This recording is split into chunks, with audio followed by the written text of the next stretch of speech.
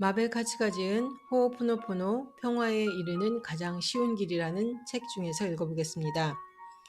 여러 가지 문제와 상황, 그리고 사람들은 우리가 인식하는 것처럼 외부에 존재하는 것이 아니며 우리의 인식은 우리 생각의 반영일 뿐이라는 사실을 기억하는 것이 중요합니다.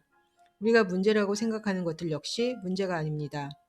우리는 실제로 무슨 일이 일어나고 있는지 알 수 없습니다. 문제는 항상 기회입니다. 사건이나 문제들, 그리고 우리가 창조한 것들에 대해서 우리가 영향력을 가지고 있다는 사실을 깨달아야 합니다. 사실 우리가 그것을 창조했다면 외부의 대상이나 다른 사람을 의지하지 않고 우리 스스로 그것을 변화시킬 수 있는 것은 반가운 소식입니다. 이것과 관련된 이야기가 있습니다. 한 마을에 아주 가난한 노인이 살고 있습니다.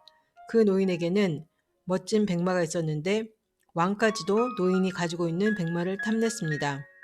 왕은 그 말을 엄청난 가격으로 사겠다고 제안했지만 노인은 이렇게 말하곤 했습니다. 제게 이 말은 단순한 말이 아닙니다. 이 말은 저에게 삶과 같습니다. 어떻게 친구를 팔 수 있겠습니까? 노인은 가난했지만 결코 말을 팔지 않았습니다. 그런데 어느 날 아침 노인은 말이 마구간에서 사라져 버린 것을 알게 되었습니다. 온 마을 사람들이 수군거렸습니다. 어리석은 노인이로군. 언젠가 왕이 당신의 말을 훔쳐갈 것을 알고 있었어. 그때 팔아버렸으면 좋았을걸. 정말 안 됐군. 노인이 말했습니다. 흥분하지 맙시다. 그리고 지금 그 말이 마구간에서 없어졌다고만 말합시다. 이것이 사실입니다. 다른 모든 것은 당신들의 판단입니다. 이 일이 불행인지 행운인지 나는 알지 못합니다. 왜냐하면 이 일은 단지 하나의 조각에 불과하니까요. 내일 무슨 일이 일어날지 누가 알겠습니까? 사람들은 노인을 비웃었습니다. 그들은 항상 그 노인이 약간 제정신이 아니라 생각하고 있습니다. 하지만 보름이 지난 어느 날 말이 돌아왔습니다. 말을 도둑맞은 것이 아니라 말이 마구간에서 도망친 것이었습니다. 놀랍게도 그 말은 12마리의 야생말을 함께 데리고 돌아왔습니다. 다시 한번 사람들이 모여서 이야기했습니다. 당신 말이 맞았군요. 말을 잃어버린 것은 불행이 아니라 행운이었어요. 노인이 말했습니다. 또다시 사실에서 벗어나고 있군요. 그냥 말이 돌아왔다고만 합시다. 이것이 행운인지 아닌지 누가 알겠습니까? 이것은 단지 하나의 조각일 뿐입니다. 여러분들은 문장 속에서 단어 하나를 읽었을 뿐입니다. 그런데 책 전체의 내용을 어떻게 알 수 있겠습니까? 마을 사람들은 이번에는 더 이상 아무 말을 할 수 없었습니다. 하지만 속으로 노인의 말이 틀렸다고 생각했습니다. 12마리의 멋진 말이 함께 돌아온 것은 분명 행운이라고. 노인의 아들이 말들을 훈련시키기 시작했습니다. 그런데 일주일 후에 아들이 말에서 떨어져 두 다리가 모두 부러져 버렸습니다. 사람들은 또다시 모여서 말했습니다. 당신 말이 맞았군요. 말이 돌아온 것은 불행이었습니다. 당신의 외아들이 다리를 다쳐 걸을 수 없게 되었지 않소. 당신 나이엔 아들이 유일한 버팀목인데 이제 당신은 전보다 더 가난해지겠군요. 노인이 말했습니다. 여러분은 판단에 집착하고 있군요. 사실을 벗어나지 마십시오. 그냥 내 아들의 두 다리가 부러졌다고만 말합시다. 이것이 불행인지 행운인지 알 수 있는 사람은 아무도 없습니다. 삶은 조각들로 우리에게 다가옵니다. 그리고 우리에게는 그 이상의 것들이 주어지지 않았습니다. 몇 주가 지나 그 나라에 전쟁이 일어났습니다. 마을의 모든 젊은이들이 군대로 소집되었지만 오직 그 노인의 아들만이 부상으로 목숨을 구했습니다.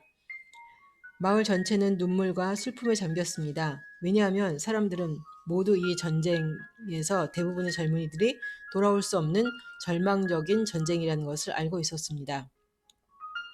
당신 말이 맞았소. 그것은 행운이었소. 절름발이가 되었어도 당신 아들은 결코 떠나지 않고 당신 곁에 있지 않소.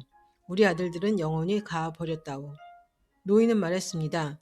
여러분은 여전히 판단을 하고 있군요. 아무도 모릅니다. 단지 당신의 아들들이 군대에 갔고 내 아들은 그렇지 않다고만 말하세요. 이런 일이 일어난 것이 불행인지 행운인지 오직 신만이 압니다.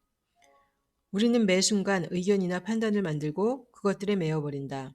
우리 스스로 그것들의 노예가 되는 것이다. 불경에는 다음과 같은 말이 나온다. 싫음과 좋음에 영향을 받는 자는 상황의 의미를 알 수 없다. 그리고 그것들 앞에서 절망하게 된다. 초연한 자는 상황을 완전히 이해하게 되며 그 사람에게는 모든 일들이 새롭고 의미가 있다. 행복 뒤에는 슬픔이 따르고 슬픔 뒤에는 행복이 따른다. 하지만 행복과 슬픔을 차별하지 않을 때, 좋고 나쁨을 차별하지 않을 때 그 사람은 자유로워진다. 어떤 것도 겉으로 보이는 그대로가 진실이 아니다. 지성은 알 수 없고 지성의 이해는 제한되어 있다. 하지만 우리에게는 모든 것을 알고 있는 부분이 존재한다. 지성의 이해와 본질적인 지혜의 차이는 의자 위에서 모든 것을 보고 있다고 생각하는 사람과 산 정상에서 전체적인 그림을 보고 서 있는 사람과의 차이다. 우리는 신과 이야기를 하는 것보다 심리학자나 이웃들과 이야기 나누는 것을 더 좋아한다. 우리는 항상 내면의 모든 지식에 접근할 수 있고 또 우리 내면에 존재하는 지혜에도 접근할 수 있다. 하지만 우리는 여전히 의자 위에서 의견을 쏟아내고 판단하며 우리의 관점을 이야기한다. 그렇게 하도록 배웠기 때문이다. 말하자면 우리는 이런 식의 행동에 중독되어 있다. 하지만 문제라고 여겨지는 상황이 나타날 때 우리는 항상 행동과 반응을 선택할 수 있다.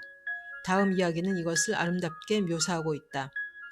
하루는 농부의 당나귀가 우물에 빠졌다.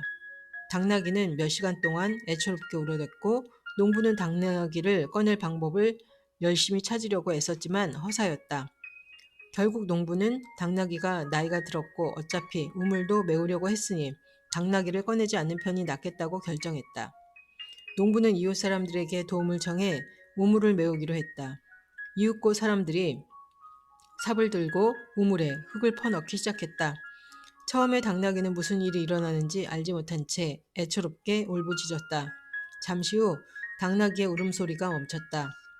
삽으로 흙을 어느 정도 더 퍼넣은 뒤 우물 안을 들여다본 농부는 눈앞에 펼쳐진 광경에 깜짝 놀랐다. 당나귀는 놀랍게도 등 위로 떨어진 모든 흙을 바닥으로 떨어뜨려 한 발 한 발 밟고 있었던 것이다.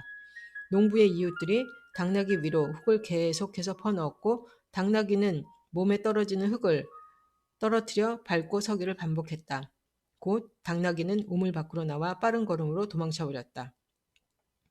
삶은 당신에게 온갖 종류의 흙덩이를 집어던진다. 우물에서 나오는 비결은 흙을 떨어뜨려 그것을 밟고 올라오는 길이다. 모든 문제들이 오히려 디딤돌이 되는 것이다. 포기하지만 않는다면 우리는 아무리 깊은 우물에서도 빠져나올 수 있다. 흙을 떨어뜨리고 그것을 밟고 올라설 수만 있다면 말이다.